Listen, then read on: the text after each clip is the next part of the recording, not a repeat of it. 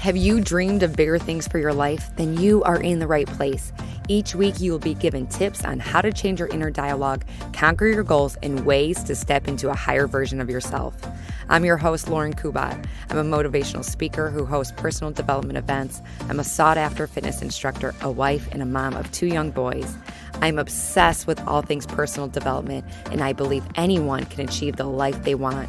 Let the Become Your Vision podcast be the inspiration you need to step into greater things.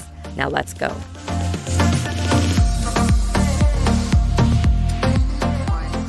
Hey guys, welcome back to the show.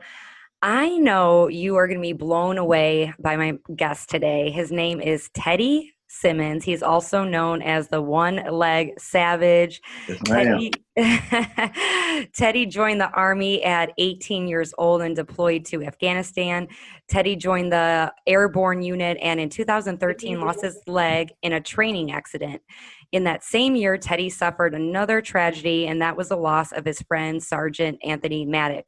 The loss of Anthony inspired Teddy to start Maddawg Mindset to keep his name alive and motivate others to do whatever it is they want to do. And Teddy's name has been mentioned to me 3 different times from 3 different people, including John from Oblique Magazine. So I took it as a sign to have you on today. So thank you, Teddy, for joining us. my pleasure. Woohoo. Okay, so before we get into all the nitty gritty, I want to share the review of the week. This one comes from Fit Life 79. I love how honest and real you are. You have so much heart that you put into your work. Keep shining. Thank you, Fit Life 79. If you're listening, I have a little prize for you, and I appreciate you taking the time to leave a review because they mean so much to me. Okay, so we're going to dive right in. So, you joined the Army, you said, in 2013? Yeah. Well, 2013. I'm sorry. It was 2008. 2008. Right? Yeah, Okay. 2008, fresh out of high school. And I was injured in 2013. Yeah. Gotcha. Okay. So what motivated you to join the Army? Football was over. You know, I played a lot of sports in high school. And once football ended, I just needed something that's kind of like competitive, you know, to be competitive. So a month after, I joined the Army. And I was gone, like, within a month. Oh, wow. That's pretty quick. Yeah, it was fast. It was fast. As soon as I signed up, I left within a month after I graduated. Now, was your family, how were they when you made that decision? Like, hey, guys, I'm going into the Army. Oh, they were fine with it. My brother actually served in the military also. Okay. So they were kind of used to it. We had the same MOS, the same job. So they kind of knew what to expect. MOS? Job. Okay, so it's just another word for job. Yeah. Same thing. Okay, and then, so tell us about the time. So 2018, you didn't get injured so that's 5 years in. Can you tell us what your job title was and what kind of led up to your accident? Yeah, no problem. I was my job title was an 88 Mike, which is a motor transportation.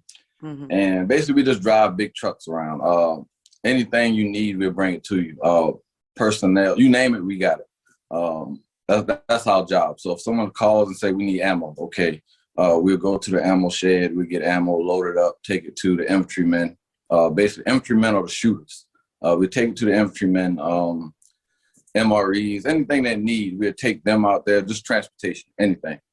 Like 18 wheels like you see on the road, that's basically what I did. Mm. And we were just training, man. Just one day we were just training and freak accident happened. I don't know if you want to talk about it now or you got questions to get it. No. Well, okay. Well, I do want to get into it, but prior to going to Afghanistan, were you afraid? Because that was right in, I don't know if this was before or right after the recession and stress was high and things like that. How did you feel when they were saying, okay, you're going to go to Afghanistan? Well, when I first graduated basic training and AIT, which is the school that I learned how to do my job, I went to my first duty station at Fort Drum in New York. Okay. So when I got there, they were already gone. deployed. So this unit deployed a lot. When I got there, it was maybe like 5 people, and it was basically just like new people coming in. So when they got back, they were just fine. They were just having fun and everything. So I didn't really think about none of the bad things that would happen or nothing like that. So I wasn't really scared to deploy at all. So now, once you were in Afghanistan, was there anything that, like, right before your accident that did scare you, or were you like, okay, this is not as bad as the media is making it, or you weren't put into like risky situations prior to the freak accident? We definitely did our risky missions, I guess you would call them.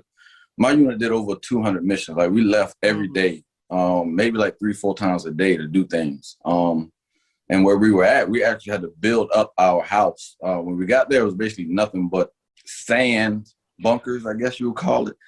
And they was telling us we would get houses and tents, nice stuff to live in, and it never came. So we basically lived in a tent, washed our clothes in buckets and stuff like that for a year. And we had a few incidents where we did lose 2 people over there, to where it shook things up a little bit. And we did hear a lot of bombs and things like that. So we did hear, some things. In our convoy, we did get trucks that got blew up by IEDs and things like that. But we just kept pushing through. It wasn't really, the media makes it seem a lot what it is, you know what I'm saying? But it's, after a while, you kind of make it kind of feels like home, I guess, after you're there for a year. And it's just like, okay, we got to go here again. Okay, cool. And it's just like, you just get in the truck and sit down and drive like you're going to the grocery store after a while. Wow. Yeah. So you kind of probably almost like become numb to it. Yeah, numb to it. Yeah. You're just like, okay, this is this is life now. Did you ever like get homesick? And I was young, so I was already away from home. When I left to go to the Army, I was gone. We deployed in 2000 and I want to say 2011. So I was already gone from home for like 2 years, up living in North Carolina. I'm in New York, and when I left from New York, it was just me. I'm just an 18-year-old, 20-year-old kid. So I'm just like, there's nothing to be homesick about. I didn't have a family at the time, so it was just me. So you're like, freedom. But it's like, let's count this money and get back home. Right. Right. Yeah. Now, how old are you now? 31. 31. Okay. So this happened when you were 2013. That's 8 years ago. Yeah. Whatever that is, 22. I was 20. I think I was 22. Yeah, 22 years old when I lost my leg. Okay, so now take us into that. Like, describe, like, do you remember the day, or is it all like a blur to you? Oh no, I remember the day I lost my leg like yesterday. It feels fresh. Like, my friend and my leg, those things are like everyday things. Like, it feels fresh because I don't know. The day I lost my leg, it was kind of weird. Or the week, I guess. We were doing like a training accident. Training regiment. And we had to jump into the area, and I didn't get to jump and stuff like that because I was injured. I actually had some dogs, and they got into a fight in my backyard, right? So my hands got bit up pretty bad. So I had to go to the ER, and when I got to the ER, I was trying to get out of going to the field. It didn't happen, so they took me out there late. I stayed for a week or so, and then like we were cleaning up ammo the last day, just cleaning up ammo, getting ready to leave. It was like 5:30 in the morning. The day was going good. It was just like the perfect day. I was just sitting down, and it was like 4 people that was with me. I took a picture of them people, like just randomly took a picture of them, right? So we dropped the ammo off, and some weird things happened when we dropped the ammo off. We were getting ready to leave, and all of a sudden, our NCO started rotating people in trucks, right? So the truck I was in, I had to move out of that truck and go to another truck. I wasn't even in this truck. This was because we was finna go on pass. And when you go on pass, people have to fill out passes. So I just got promoted, and I wanted to be like a leader. So I let the younger soldiers go up front and fill out their passes. And we were just driving at this point, and I was talking to my driver, and I can't remember what we were talking about, but everything was fine. And then the next thing you know, we just slam into the back of the other truck, and the truck wasn't even moving when we hit it. They stopped and jumped out to grab a placard that fell off the explosion. It just says explosions. That's all it says. It fell off the lead truck. That truck jumped out to grab the placard. The driver just stopped the truck, pulled the e-brake, jumped out to get it, and we just slammed right into the back. And I was wide awake the whole time. So I saw everything. You name it, I saw it. So, okay, so you slammed, go back a little bit. So you slammed into the car, and that's what happened? It's a truck. It's kind of like a flatbed truck that you would see on the interstate, same type of trucks, but it had ammo in the back. And we just hit it right in the back. My driver hit that driver in the back, right? It was just my side of the truck, just the passenger side. So it just smashed in and cut me off at the knee. Oh my gosh. So your leg, was it out or it was it was out. It was in the truck. It was in the truck. Okay. But the truck got smashed so bad. You know those I'm trying to envision this. flat face trucks, that old trucks that you see, Mack trucks, you know what I'm talking about? Okay, yes. It doesn't have the engine in the front, just flat faced. Okay. Yeah, those are the kind of trucks we were riding in. So it really didn't have nothing to stop. Oh, wow. You know what I'm so saying? It wasn't an explosion or anything. No, it wasn't an explosion. It was just metal slicing through a leg, right? And my femur was ripped out of my pants, like looking me in the face, tibia bone in the street. It was tough, man. I did get to call my wife. What was that? I did get to call my wife when it happened. Like, I was prepared to die, you know. I was bleeding so much. It didn't hurt or anything. I was just like, hey, get my phone so I can call my wife, tell my family I love them, because I saw it, you know. Yeah. So, okay, so you're obviously in shock to say that you didn't feel it. And most people that go through something traumatic like that, they don't feel it. So you were obviously coherent because you were thinking about this, but so was it like, were you as scared as everybody else around you, or were you just like at peace? Or explain your really emotions. at peace. I wasn't crying. I wasn't screaming. Wasn't in pain. I was just calm. I was like literally calm. It was so weird to me, like, to be at peace with almost about to die. For me, it was like this kind of crazy. I wasn't panicking. Like you think you would be when you're about to die. Yeah. But very matter of fact, it sounds like this happened. And then, okay, so the people around you, what was like, do you remember what they were doing or saying, or did everything just become a blur? No, I remember everything. I remember. Oh my gosh. Okay. The picture that I was telling you about, right? Remember the picture? Yes. So those 4 people are the 4 people that saved my life. Wow. Yeah, it was really crazy. My driver was actually the first one to kick the windshield out of the truck, come around, take his belt, start putting tourniquets on. And then he called out for more people to bring their belts. And it was really like they were trained. And it's crazy because I didn't trust them. It's crazy because I didn't trust the unit. They hadn't deployed yet, right? I'm coming there already deployed. These are all new soldiers. And when I first got there, I said, man, if I got to deploy with this unit, it's going to be crazy. Because I didn't trust them like that. And It's crazy that it came down to that. Yeah. That's insane. So with this picture, do you have it like framed or? Oh, yeah. No, I don't have it framed, but I got it and I share it a lot. Yeah. That has to be like, hold such meaning for, to you. So, okay, tell me about this phone call with your wife. Yeah. It was kind of weird also. My mom had my son down in South Carolina. Okay. And we were in North Carolina at the time. And they were going to meet. My wife was going to meet my mom to get my son.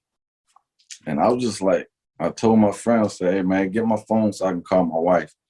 And she said, for what? She said, I said, I'm not gonna make it out of this. This is pretty bad. This is pretty bad. She's like, nah, you're gonna be fine, but I'm gonna call your wife, but you're gonna be fine. And she really kept me awake and just kept talking to me the whole time while my other team was putting tourniquets on. And it was pretty, I would say it was amazing because it was kind of like a movie to me because I was just sitting there like I am right now. Yeah. And they were just working, Yeah. working. Did she tell you later that she was scared, or did she just have faith that you were going to be okay? She actually thought I was playing. Really? Yeah. She thought I was playing. She didn't think I was serious. Almost about to die, and I lost my leg. But I didn't know I lost my leg at the time. I just thought it was a broken femur. Okay. And then I saw my tibia and stuff, and then I was like, maybe it's a little worse. Yeah. Yeah. And then she was just like, no, stop playing. You're playing. I was like, Yeah. I'm really not playing. Like, I'm really hurting right now. I'm really about to lose my leg. I might die. Yeah. And then after that, that's probably like the last part I remember. The ER came. The ambulance came, and I was just like, I'm starting to feel it now. And they just put me to sleep when they took me out the truck. And I woke up with no leg from a coma. So it's kind of like trying to remember what happened afterwards. Yeah. So describe that, waking up and you have no leg. Well, I at first I didn't know what happened. I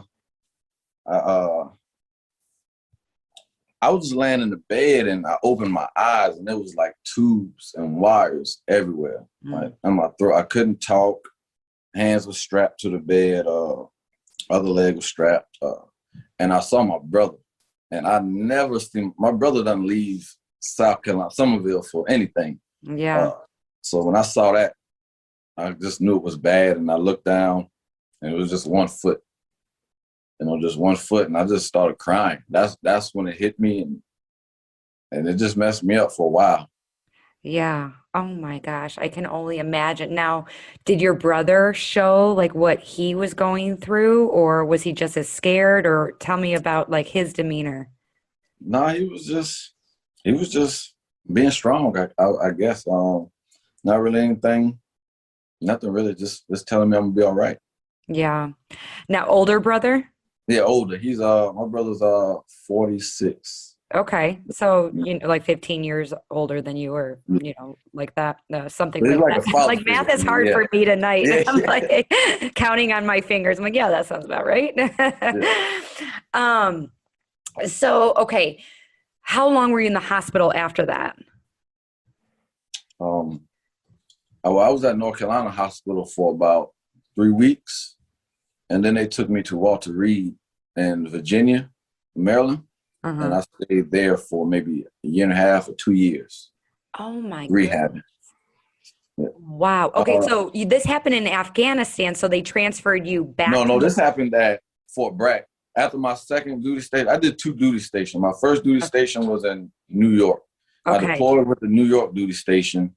Everything was fine. When I came back, that's when I met my friend in New York, Anthony. And then I went airborne school, so I had to change units, and I went down to North Carolina. So I left New York, and then we started living in North Carolina, and then that's when I got injured training in North Carolina. Okay, I see. So now after like the rehab, or well, explain what your mental state was like when you were going through rehab. So you had how many kids at the time? Just one. You just had one. Okay. Yeah, But I mean, and he was young.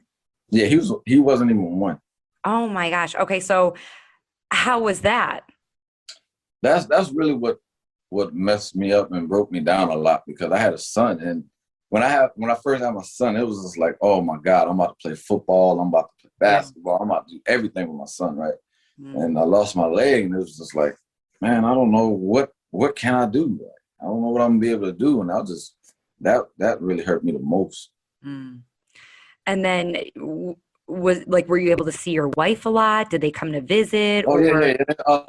The best thing about this is the families come. Mm. When we went to Walter Reed, they gave us pretty much an apartment to live in for free. We lived for free, an apartment. And if our family wanted to come, they have something called a Fisher House where like extended family can come and stay. It's pretty much a mansion where you just stay for free. Wow. Yeah. So Yeah. they took care of you after. Oh yeah, yeah. Oh yeah, they really took care of us. Yeah. Yeah. Okay. So, okay. So, well, first of all, did, when did you said, your friend Anthony. So tell me about him. When did you meet him? And then tell me about like what led to his, death. Um, I met Anthony probably like a year or so before I was finna leave Okay. Fort Drum. Uh, and this guy, man, he was just walking around like mean. He just looked mad all the time. And then one day, me and my friend we were like, man, we need to check this Maddawg dude out, man, to see if he want to do something, because he just looked mad all the time. And we took him out, and we was just having fun. And since then, from that day on, it was a best friend. He lived right next door in our barracks room, best friend type deal, you know.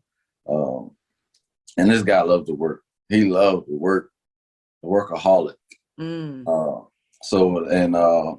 They were talking about deploying and stuff when I was getting ready to leave. And our unit wasn't going to deploy, but they was taking volunteers.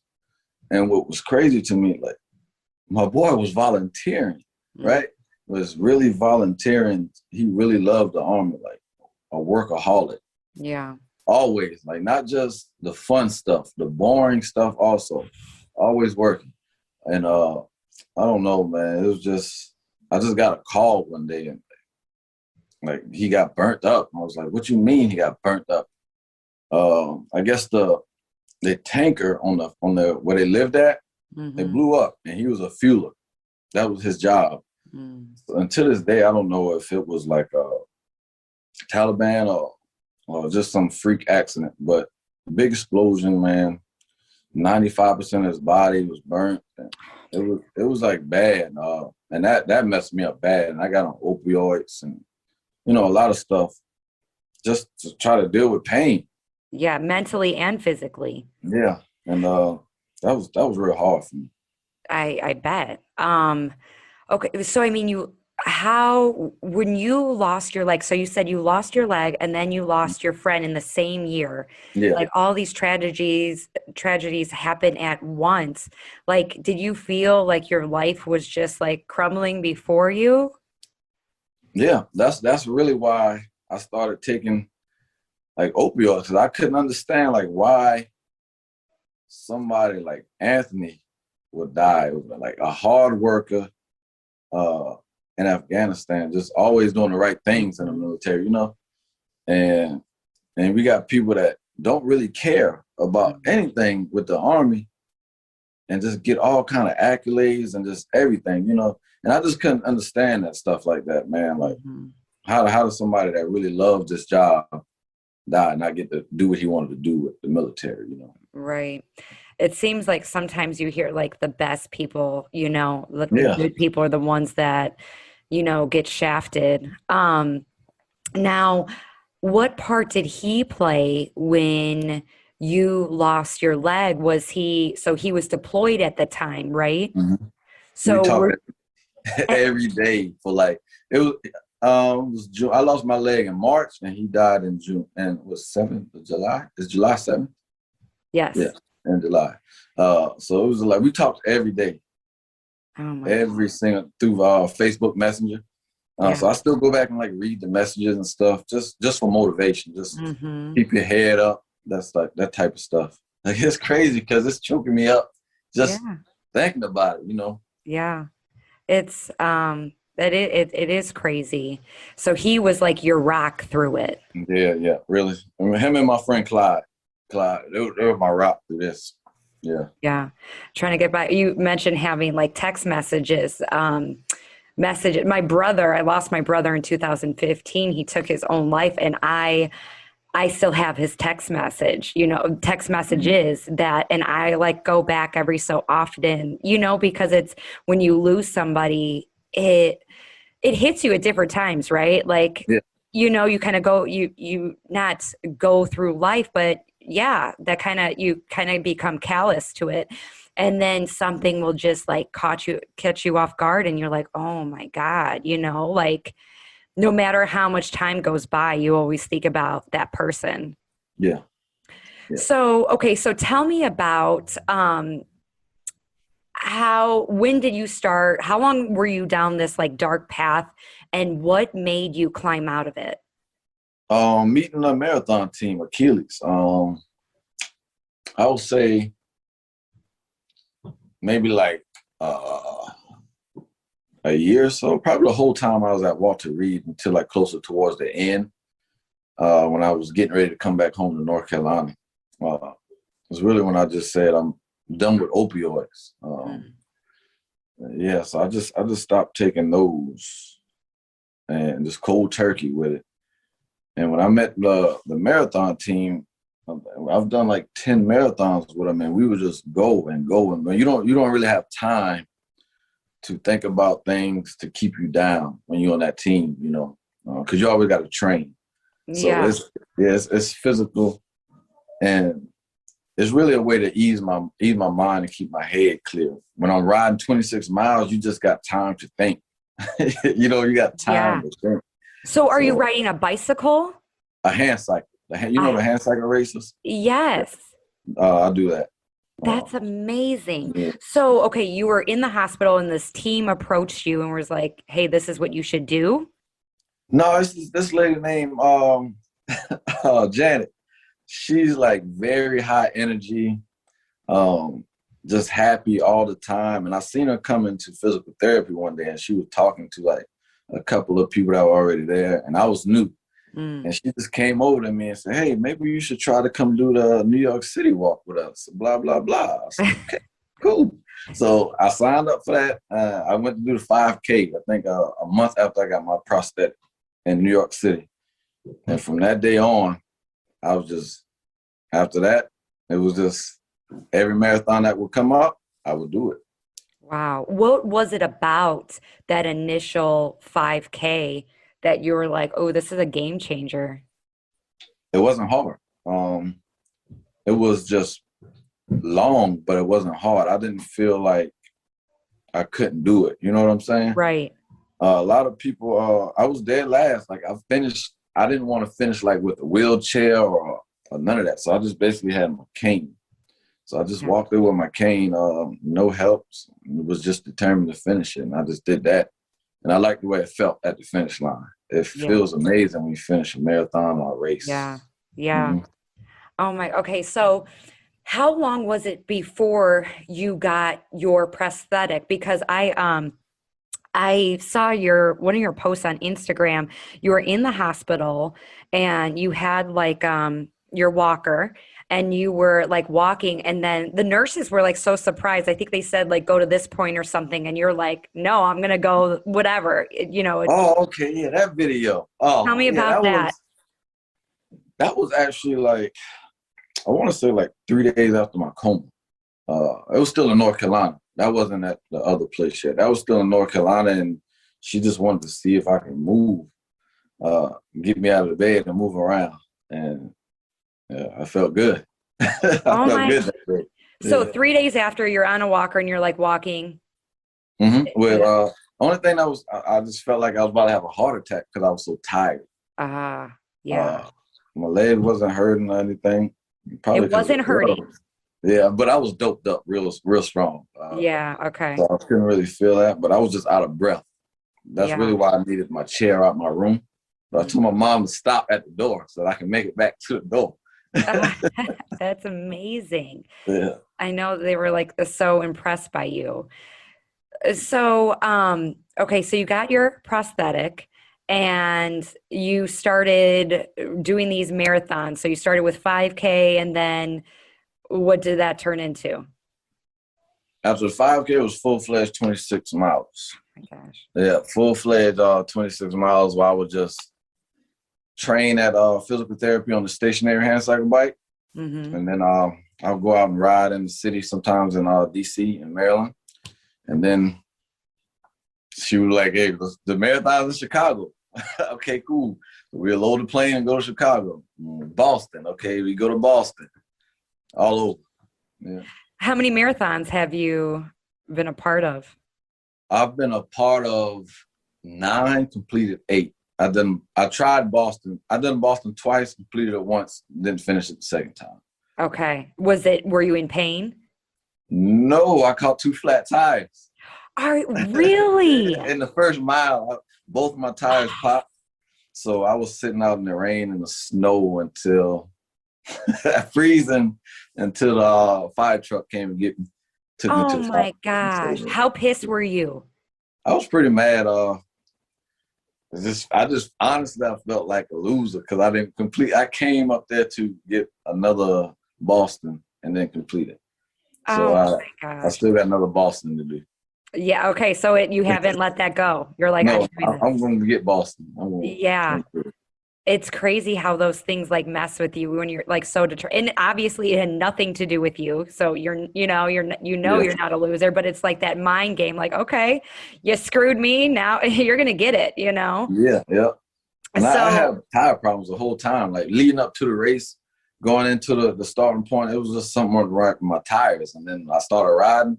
I got like 20 miles per hour and it just popped on me.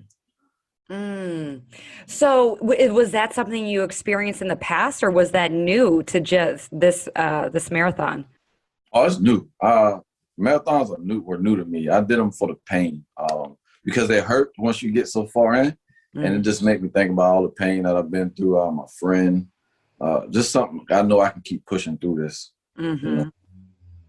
It's almost when you've been through. So I ran a marathon in 2015, like 3 months after I lost my brother. I was training, and that same day, I made a post about this today, actually, which is crazy. But I got that call, from my mom, and then I told my husband now, he was my fiance at the time. I'm like, I'm going for a run. He's like, are you sure about that? And I was like, yeah, I don't know what it was, but that drive to just Mhm. like, I didn't know what else to do. So it was like a release and it was therapeutic. Did you feel that sense of just like a therapy and you can get in your own zone when you were training? Yeah, that's exactly why I train in the gyms Yeah. almost every day. I probably don't train except for one day a week. And and and then there's really just thinking. I just can think about everything that I've been through when Hmm. I'm training. If I go through any type of pain, it's only like when I'm hurt and I'm really tired. It's like, this don't hurt, man. You've been through way worse. Come on. Yeah. And I just keep pushing and keep pushing and keep pushing. Next thing you know, I forget about the pain. Yeah. And I'm good to go. So crazy. Now, so tell me about Maddawg Mindset. When did you start that? And you said you were inspired by your buddy Anthony. So Yeah. like, how did that come into play? Well, he called himself Mad Dog. So Okay. on his Instagram, he got his Mad Dog, and he's from Louisiana, and that's what everyone called him from like his football days and things like that. And once he died, I noticed like it kind of faded off. Hmm. And I always said I wasn't gonna let his name die. So I just started Maddawg Mindset, started a business, Maddawg Mindset business, and started just selling T-shirts and things like that, Mm. and started working out. And people was like, "What's that?" I was like, "Oh, I just made this brand just to keep my friend name alive. I really want to keep my friend name alive, and we do things for the community, just things like that, just to keep his name alive." Yeah, that's amazing. So when did you start this? So this Um, was it into training that you got this like your own different view on like obviously the accident had to harden you up, right? Did your mindset change? no, I think I was always kind of like competitive like this Okay. in everything I did. So when I lost my leg, like I told you, the only thing that really bothered me by losing my leg was I wasn't sure I was going to be able to do things with my son, Right, right. like sports wise. I wasn't worried about myself Okay. because I knew I could figure that part out. Yeah. But I want to be able to do things with my son. Yeah. So And football, the sports, that was my thing. So I had to figure that part out. And I started this, I pretty much went dark on the internet. I can't remember what year. And then I just started, I used to breed dogs also. So it kind of fit all together. I already had the page that you follow. It used to be a dogs page. Okay. I had a lot of followers on it already. So I just kind of like, you know what, this is Maddawg. I got dogs over here. My mindset is about working out and things like that. So this is for Maddawg. And I just put everything in it for him. Oh my gosh. That's I bet he would, be so honored right now, Oh yeah, I keep my boy on the wall. I got him on the wall, pictures. Yeah. Oh my gosh. So are you in touch? Tell me, okay, so was he the same age as you? Did he have a family? No, he didn't have a family. We were the same age. And I talked to his aunt almost like 3 or 4 times a month still. Wow. To this day. Yeah. It's almost like family. We're almost like family. Mm-hmm. Yeah. Like he was there for you, and then now you are returning that, relationship that he created with you, with, the people that matter to him. Right. So now are you competing in a fitness competition? I am. Next Saturday, I have Palmetto Classic. So hopefully I come ready, shredded. Yeah. Okay, so tell me about that. How long have you been training for that? I've been thinking about doing it for a while, maybe like 2 years, but I just never had the confidence, because I know what your body needs to be close to be on stage. I don't want to just say I want to do a show, train for it, get on stage, and no, that's not what I wanted, right? So I wanted to come in there with kind of like a look that I want, practice my posing. So I've really been practicing this for about 2 or 3 years before I even stepped on stage, just practicing my posing and things like that. And then I met my coach at Crunch at the beginning of this year. And I just told him, man, I want you to coach me for a show. And he picked this show. What's his name? Henry. Henry. I don't know if maybe I've seen him. I'm not sure. But he's huge. He is massive. Really? Yeah, you probably seen him at Crunch or something. Does he work out in the morning, early morning, or no? He goes there just to help out, train every once in a while. Okay. He works out at another gym, but if you see him, you'll know him. He's a huge dude. Does he carry a cooler? No, he doesn't carry a cooler. I know what you're talking about. There is a guy that carries a cooler. Okay, so are you doing like physique, or there's different levels of like there's like super muscly, and then there's like physique. Yeah, I'm not doing that one. I'm doing men's physique because I'm only doing men's physique because they grade, waist up, right? So I can honestly win that fair, fair and square, even competition. If I go to the other shows, they grade legs and things like that. So I would pretty much be like a guest poser, and I'm not finna starve myself.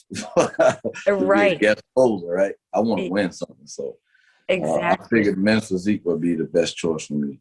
So, what do you have to do to compete? Tell us about your training and tell us about like your nutrition. I pretty much eat 1,600 to 1,800 calories a day. Cardio 45 minutes a day for 5 days a week, and I lift for an hour a day. Take 1 day off, and just eat the same meals every day. I eat turkey bacon, eggs, cream of rice, veggies, protein shake, and chicken or turkey. That's pretty much all. And water. And lots of water. Yeah. Now, is it kind of like you're so like, it sounds like your lifestyle is just like routine. Do you think the Army prepared you for that?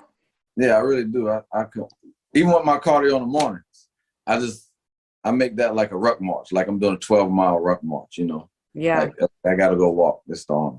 Put your rucksack on, just walk. Everything I do, I kind of make it like the Army. Yeah. Like, and I don't know why. I was talking to somebody about that the other day. It's like, I just miss it sometimes. So I kind of make everything like the Army. Yeah. Now, when you had your accident, did you ever like want to go back into the army, or how does that work? Can you not go back? Are you? Oh, I could, but I would be sitting at a desk, you know. Yeah, I'm above the knee.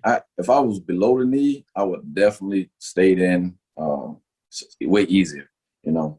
yeah. Above the knee, I don't have really no control at the bottom part of my leg. So uh, it's just too much for the army. I want to be active. Like I have plans to be like a drill sergeant, you know, things like that. I don't want to be a paper pusher type Right. thing. I Yeah, like you to don't be seem that type. You're like hands on. yeah. Now, okay, this is a random question, but I'm like the queen of random. Um, I've heard before, like if you lose a limb, you still have like a sense of feeling where your leg or your limb used to be, like an itch, It's or phantom like, pain. Yeah, I know exactly what you're talking about. It's called phantom pain. Uh, yeah. and it's real. It's real. And they give you a medicine in the hospital if you want. It's called Lyrica and things like that. But it made me gain weight. That's how I got very fat. And I just take that pill and I would eat like crazy. Uh, and when I stopped taking all the opioids, I stopped taking that pill. So I can still feel like, let's say if I'm in the shower, I can Mm. feel like water running down my leg. When I get out and I'm drying off and things like that. When it first injured, I would try to dry it because I would forget I didn't have a leg. But now I'm used to knowing like, okay, I don't have a leg. It's phantom pain. Like right now, it feels like it's like tingling. It's like a little tingling, Really? like my leg is asleep. Yeah, So I feel that's a like all thing. the time. Yeah. So crazy. So crazy. I Mhm. didn't know how true that was. Now, how is your wife with you like competing? That's a lot of time at the gym and you have three kids. Yeah, it's tough. It's tough. So she took some time. She's a registered nurse, so she took some time off from work when we had my our daughter. So she's just home relaxing and taking care of the kids, and I come Relaxing. home and help when I can. She's not relaxing. Three kids. Definitely not relaxing, right? Oh my gosh. So does she get like kind of, for lack of a better word, like not jealous, but like, why do you get to do that? And I'm like over here, like, No, you know what's weird? When I come home, I always tell her like she can go do things like that. I always yeah, encourage her to go out and get some free time and things like that. no, that's good. You have to have a Yeah. partner that, you're in it together, it's not just a one person job. Yeah, that's what you need, Mm-hmm. So that's awesome to hear. So are you nervous about your competition? Not yet. I usually don't get nervous about things until I'm there. You Yeah. know what I'm saying? Like I still get nervous about the marathons. I won't sleep to this day. I won't sleep till during the marathon. Nervous feeling in my stomach. It's tough. Yeah, I do get nervous. Yeah. It's kind of feel like I'm about to jump out of the airplane again. Yeah. Oh my. Okay, Yeah. so tell us about the Maddawg mindset when you have it it tell us about this type of mindset and how does it play in your everyday? So when somebody's like you have the Maddawg mindset, what does that mean? Life's a grind. Life's a grind. It literally says on here. You know, for me, it's a grind because I know you got to do this every day. Every day Yeah. you got to wake up. I got to wake up, put this prosthetic on, keep going, keep going. Yeah. A dog doesn't stop. I breed pit bulls, right? So those dogs I know well. So it's like I put that into my mindset. Mm. If I'm training my dog, like working out outside, put her on the treadmill, she's not gonna stop that treadmill, right? She's gonna keep going on that treadmill until I take her off. And that's the mindset I want to have. My friend, he never stopped. He never quit. He always wanted to be the best at whatever it was. Like I told you, the hardest working man I knew in the army. Always wanted to be on the truck line. Yeah. Always wanted to work. Always grinding. So that's why I took and put my own spin on it. I love that. And I think that's what sets people apart, right? Is that mindset. Like if you just tap into your internal dialogue, you cannot have, you can just be a average Joe, but with that mindset, it can elevate you to a whole different level, Right. you know? So okay, when you meet people So you train at the gym a lot. Do you train people, or do you just train yourself, or? I trained like two females, but they just approached me for help. Honestly, I don't go out and recruit people for training. I Right. honestly just like to focus on getting better. So Yeah. if you want to come work out with me, I honestly tell people I can't do it for you. I can tell you what to do, but I can't do it for you. You Mm. know, like I will come home, I do extra credit after the gym. Like every night before I go to sleep, I do 100 push-ups, right? Wow. So that's just what I do. I would break them up, 25, 25, and break them up, right? And then I would go to bed. Some people, I would tell them like do 50 squats. Yeah. Some people don't do their squats. So it's just like it's what you want to do. You have to want it for yourself more than Right. anybody else. Mm-hmm. Yeah. So there are so many people that are held back by their own beliefs or stories that they tell themselves. They haven't, trained their brain to be of service of them. So maybe there are listeners out there that maybe they've been told by others that they're dumb or fat or useless, and that, can really bring somebody's mentality down. What advice do you have to the person who is so broken down mentally?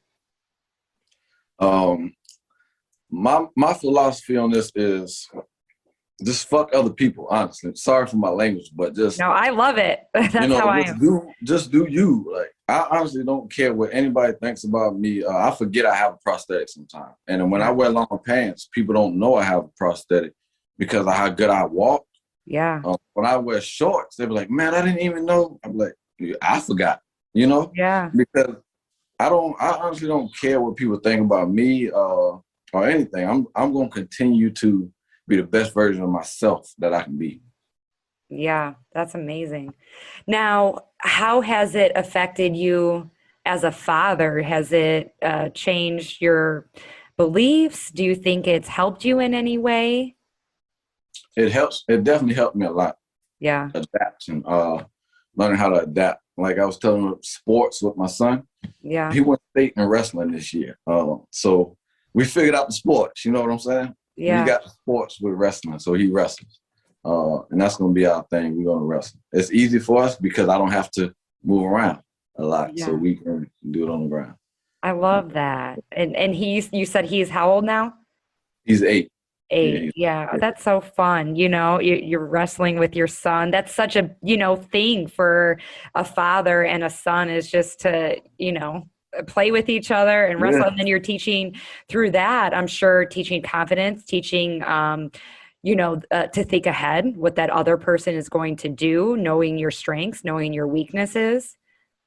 Yeah, and I'm also like teaching him confidence because his first matches, man, he didn't win any. His first year wrestling, he Yeah. didn't win one match, you know. And second year, he got second in state.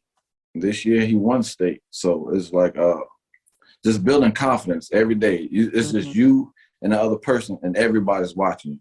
So if you Yeah. can, at 8, if you can get used to everybody's watching you and looking at you at Mhm. that age, when you get older, it's not going to be a problem for you.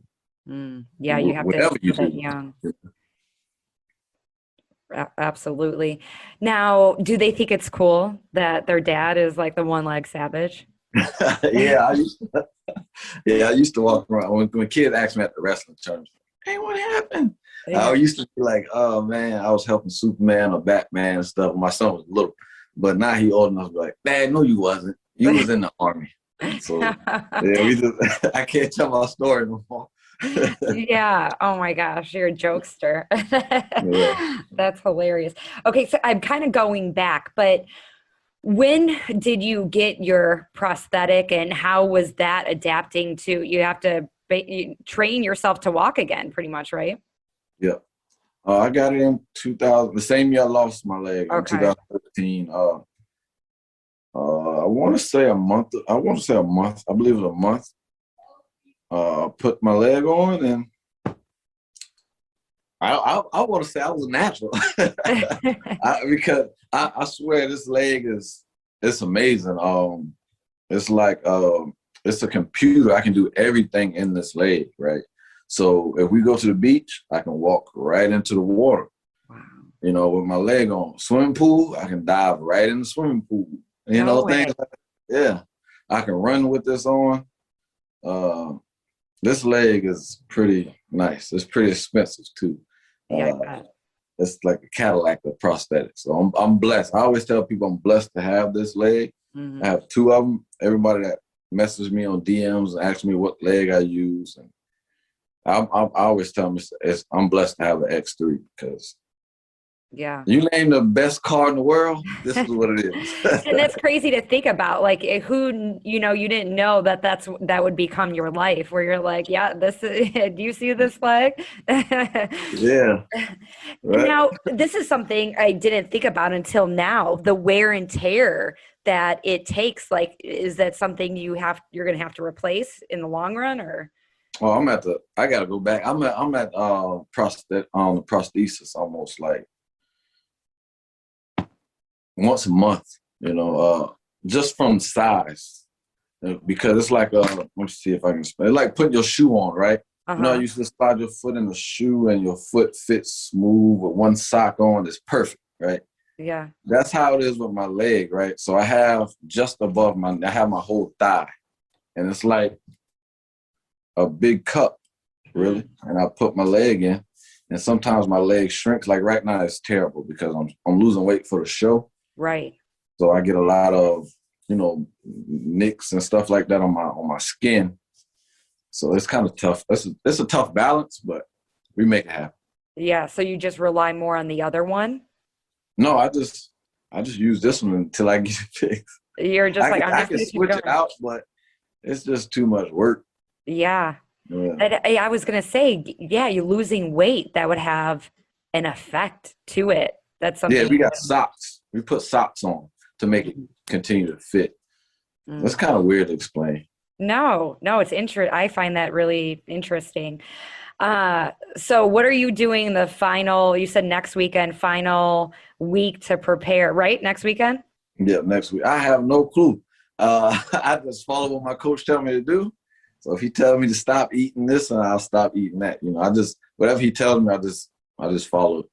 You just follow along. Yeah. What do you do to kind of like gear yourself up? Do you listen to music? Do you watch YouTube videos, or do you just like tap into whatever is going on internally in your brain? Some days it's just like 5. I wake up, get up, go to the gym. It's like going to PT in the mornings for the army. Yeah. Going to do physical training. We would wake up, we'll get in formation, and go for a run. And it's not really time to get your mind right. You just do it. So Mm. that's how I do it now. I set my alarm for like 4:45. I wake up, move around the house, put my prosthetic on, and I'm out by 5:30. Doing cardio. Sometimes I watch YouTube or something like that. Take some pre-workout. But music is heavy. Music and podcasts. Mm, for sure. What are your Yeah. what's your favorite music and your favorite podcast? My favorite music is Lil Boosie. That's Lil my favorite Boosie? rapper. Yeah, that's my favorite rapper. I listen to him. That's my go-to every time. Lil Boosie. I'm gonna have Uh, to write this down. Why have I never heard of Lil Boosie? what? Really? No. Oh, And I love rap. Like, yeah, Lil Boosie. That's my boy. Yeah. okay, so that's your jam. You listen to Yeah. that. And Right. then like your podcasts, like are they inspirational? I listen to I Am Athlete. I don't know if you ever heard that one. I It's believe with it sounds familiar. Brandon Marshall, Ocho Cinco. It's like Fred Taylor, those guys, and they talk about serious things that athletes should know. You know, Okay. Yeah, it's like perfect timing for my cardio because it's always like 40 to 45 minutes. that's awesome. Now, do you know who David Goggins is? No, I'm not too sure who that is. Okay, he was, oh my gosh, you need to read his book, Stay Hard. There is so many things about you that remind me of him. Well, he had a rough childhood, but he wanted to be a Navy SEAL. And oh no, it's so he always says stay hard, but the book is called You Can't Hurt or Can't Hurt Me.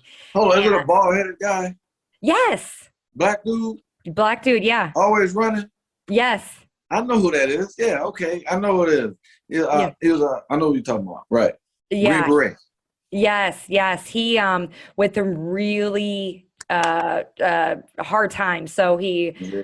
failed out of the seals like multiple times. He was overweight. But the mindset you're talking about is what truly reminds me of him. It's just like you got to tap internally, like stay hard, man the F up, or woman the F up, and do it. And I feel like I love that mentality. I can totally, I don't know. Some people are like shy away from it, like, oh, very emotional, but it's like that is how you're going to get through shit, in my opinion. Yeah, definitely is. It definitely is. Yeah. Is there anything that you miss about your leg? Yeah, I miss riding motorcycles. Okay. That was like one of my favorite things to do in my free time, ride motorcycles. So especially like right now, it's tough because I would see everybody riding their bikes when the weather's nice, and I miss it. That's what I miss the most about not having my leg. There's not a way to get around that? I actually rode with my prosthetic for a while, but it just didn't feel right. It wasn't safe. Yeah. I was strapping my leg on the bike, so if I needed to bail out, I couldn't bail. Yeah, I was riding. Yeah. I was riding one leg around Somerville in a Mountain Dew motorcycle. Oh my gosh. Yeah. Is it your right or left? It's my right leg. Right leg. So I drive with my left foot. Okay. Yeah, that's something. Yeah, that's crazy. Now I have one more question for you. If you could go back, would you change anything? Oh, no, I definitely wouldn't. People ask me that all the time because